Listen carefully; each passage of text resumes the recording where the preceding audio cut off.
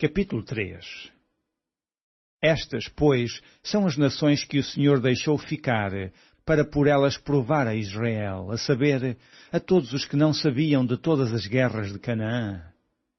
Isso tão somente para que as gerações dos filhos de Israel delas soubessem, para lhes ensinar a guerra, pelo menos as gerações que dantes não sabiam disso. 5 príncipes dos filisteus e todos os cananeus e sidónios e heveus que habitavam nas montanhas do Líbano, desde o monte de Baal-Hermon até à entrada de Amate. Estes, pois, ficaram, para por eles o Senhor provar a Israel, para saber se dariam ouvidos aos seus mandamentos que tinha ordenado a seus pais pelo ministério de Moisés. Habitando, pois, os filhos de Israel no meio dos cananeus, e heteus, e amorreus, e ferezeus, e heveus, e jebuseus, tomaram de suas filhas para si por mulheres, e deram aos filhos deles as suas filhas, e serviram a seus deuses. E os filhos de Israel fizeram o que parecia mal aos olhos do Senhor, e se esqueceram do Senhor, seu Deus, e serviram aos Baalins e a Astarote. Então a ira do Senhor se acendeu contra Israel, e ele os vendeu em mão de Cusã-Risataim, rei da Mesopotâmia, e os filhos de Israel serviram a Cusã-Risataim durante 8 anos. E os filhos de Israel clamaram ao Senhor, e o Senhor levantou aos filhos de Israel um libertador, e os libertou. Otniel, filho de Kenaz, irmão de Caleb, mais novo do que ele. E veio sobre ele o Espírito do Senhor, e julgou a Israel, e saiu à peleja. E o Senhor deu na sua mão a Cusã-Risataim, rei da Síria, e a sua mão prevaleceu contra Cusã-Risataim. Então a terra sossegou 40 anos, e Otniel, filho de Kenaz, faleceu.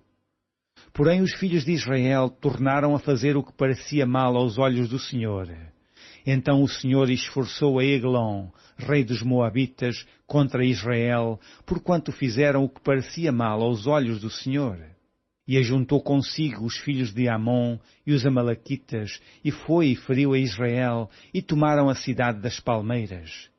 E os filhos de Israel serviram a Eglon, rei dos Moabitas, 18 anos. Então os filhos de Israel clamaram ao Senhor, e o Senhor lhes levantou um libertador, Eude, filho de Gera, benjamita, homem canhoto. E os filhos de Israel enviaram pela sua mão um presente a Eglon, rei dos Moabitas. E Eude fez uma espada de 2 fios, do comprimento de um côvado, e cingiu-a por debaixo das suas vestes à sua coxa direita. E levou aquele presente a Eglon, rei dos Moabitas, e era Eglon homem muito gordo. E sucedeu que, acabando de entregar o presente, despediu a gente que trouxera o presente. Porém voltou do ponto em que estão as imagens de escultura ao pé de Gilgal e disse: Tenho uma palavra secreta para ti, ó rei. Este disse: Cala-te. E todos os que lhe assistiam saíram de diante dele. E Eude entrou num cenáculo fresco, que o rei tinha para si só, onde estava assentado, e disse a Eude: Tenho para ti uma palavra de Deus. E levantou-se da cadeira. Então Eude estendeu a sua mão esquerda e lançou mão da espada da sua coxa direita e lhe cravou no ventre. De tal maneira que entrou até à empunhadura após a folha. E a gordura encerrou a folha, porque não tirou a espada do ventre, e saiu-lhe o excremento. Então Eude saiu à sala, e cerrou sobre ele as portas do cenáculo, e as fechou. E saindo ele, vieram os seus servos e viram. E eis que as portas do cenáculo estavam fechadas, e disseram: Sem dúvida está cobrindo seus pés na recâmara do cenáculo fresco. E esperando até se enfastiarem, eis que não abriu as portas do cenáculo.